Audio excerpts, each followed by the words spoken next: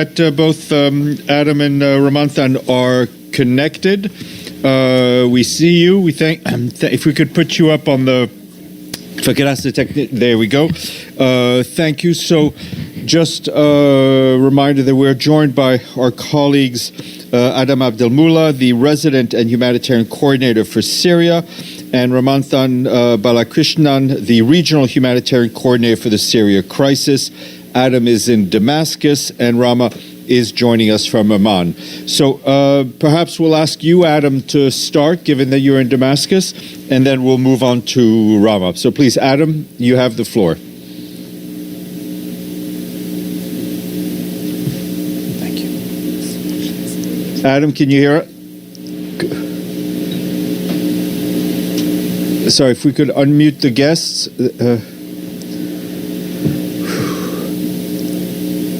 Let's try it again, Adam. Can you hear me now? Yes, go ahead. Thank you very much. Please go ahead. Thank you. Thank you, Stefan. Good afternoon, everyone. Now, let me just begin by highlighting the fact that this is the most significant escalation of hostilities witnessed in Syria since 2019. It has been characterized by intense fighting that erupted in western Aleppo initially and quickly reached Aleppo city and advanced to northern and eastern countryside. And today we are witnessing an escalation, significant escalation around Hama city. So this recent escalation of hostilities has caused many civilian casualties, displaced tens of thousands of people, interrupted critical services, and disrupted our humanitarian operations. Currently, the humanitarian community appeals to all parties to prioritize the protection of civilians as well as humanitarian personnel, facilities, and assets in all affected locations. While the safety and security of humanitarian personnel is of paramount importance, the UN and its partners remain committed to staying and delivering, and we are organizing to undertake assessments and expand response as soon as possible in whichever way possible, whether directly across the conflict lines or across international borders. These latest hostilities come as the humanitarian response for Syria faces its largest funding shortfall ever, with less than 30% of the 4.1 billion humanitarian appeal for 2024 received to date. We have received reports indicating that dozens of civilians have been killed and many more injured, including women and children, and the insecurity is still restricting movements. Therefore, the extent of civilian casualties in many areas remains unclear. Shelling and air strikes have started on the 26th of November, the morning of 27th, and on the 1st and 2nd of December have been the most violent in Idlib. Over these 2 days, at least 33 civilians have been killed, including 17 children and 5 women. 125 others have been injured, including 51 children and 37 women, according to the local health authorities. These attacks have also affected 2 displacement camps, a water station, 4 schools, 2 ambulances, and numerous health facilities. Tens of thousands of people have been reportedly displaced by the recent fighting in Idlib, Aleppo, and Hama. While thousands have arrived in the central and southern regions of the country, many are trapped at front lines, unable to seek safety in other areas in the country. There are also reports of significant population movements from parts of Aleppo into northern and northeastern Syria. The priority needs at the moment include food, health, water, protection services, non-food items as the winter is setting in, and we are scrambling to provide as much assistance as we can, given the limited resources and the limited access. Some of the public health concerns are already rising, including due to the presence of unburied bodies and lack of clean water for days. Aleppo University Hospital sustained damage that has left hundreds of patients without essential care. University Hospital in Idlib city sustained damage after being hit by an air attack on the 2nd of December, limiting its operations to only emergency cases. At least 24 health centers in Idlib and Western Aleppo have suspended their operations due to hostilities. In Hama, more than 40 facilities have suspended life-saving and life-sustaining services. Some of the essential services that have been affected include, in addition to the health facilities that I just mentioned, also water stations and bakeries. The main water station for Aleppo city was inoperable for a few days before maintenance teams accessed the site and resumed the pumping yesterday. A water station in Atarib, Western Aleppo, was also affected on the 1st of December with its solar panels damaged, cutting off water supply to over 40,000 people.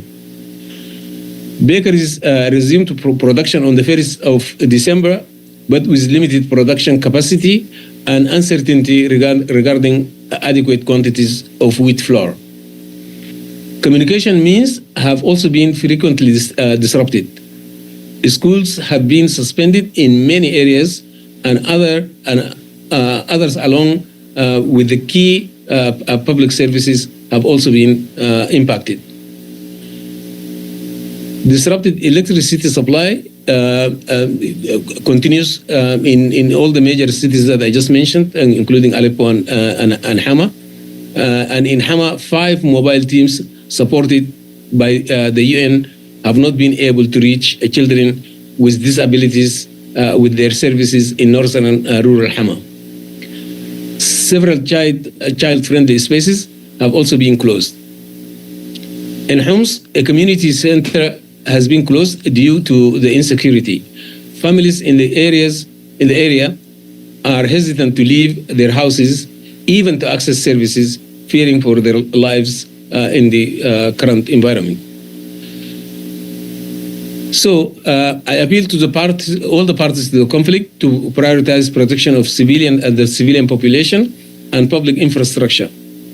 Civilians must be protected at all times and wherever they happen to be.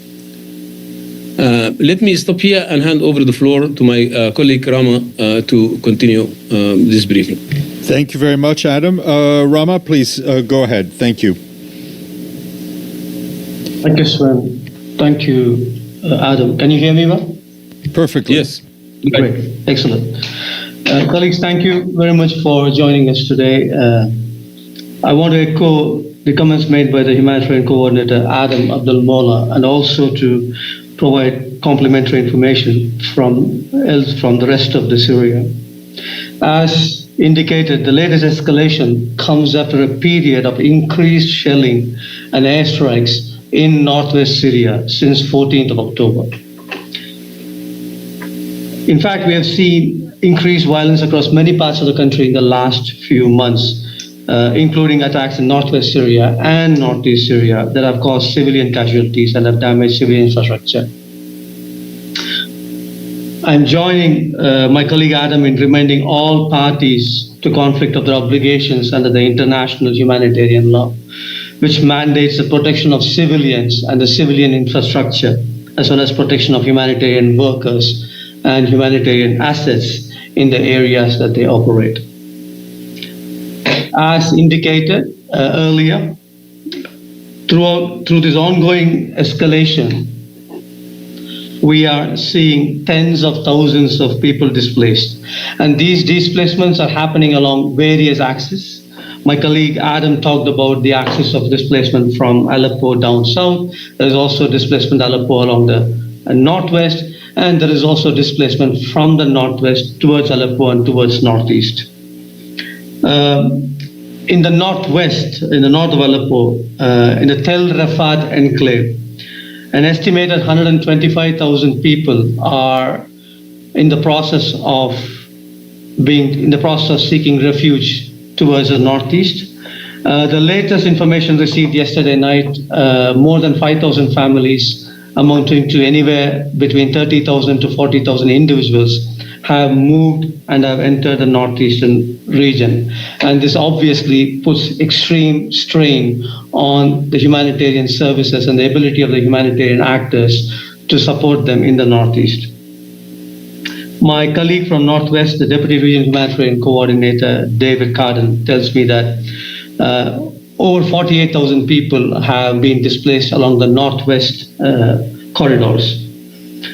In northwest Syria, the UN and its partners are providing food, winter items, protection and emergency wash services, and other assistance through reception centers hosting newly displaced and arriving families. As of 2nd of December, over 2,600 people, mainly women and children, have sought shelter in 12 reception centers with 15 NGO partners, maintaining a multi-sectoral humanitarian response. Partners are prepared to redirect part of their ongoing winterization response to support the most vulnerable households affected by hostilities. However, as my colleague Adam emphasized, the humanitarian crisis in Syria was severe even before the latest escalation. As we approach the end of the year, our humanitarian response plan that seeks to assist 16.7 million Syrians is only 29.5% funded. It has never been so underfunded in the history, if my memory serves me right.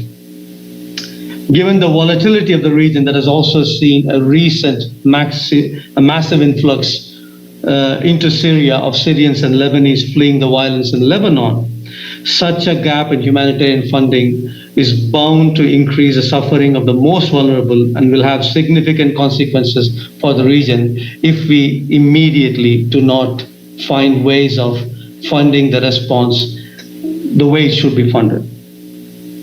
For example, in northwest Syria, underfunding has led to suspension of aid and key critical services, including water and sanitation support, in hundreds of camps and in over 80 health facilities, suspension of services or drastic reduction of scope of services in over 80 health facilities. I'll stop here, but I want to thank member states for their contributions to humanitarian response in Syria, but I want to urge them, now is not the time to reduce funding to Syria. Now is the time to keep the faith and to ensure that the funding for Syria is received in the magnitude that it requires and it deserves, particularly given the recent escalations. I will stop here, but I'm happy to respond to questions. Thank you, and back to you, Sven. Thank you.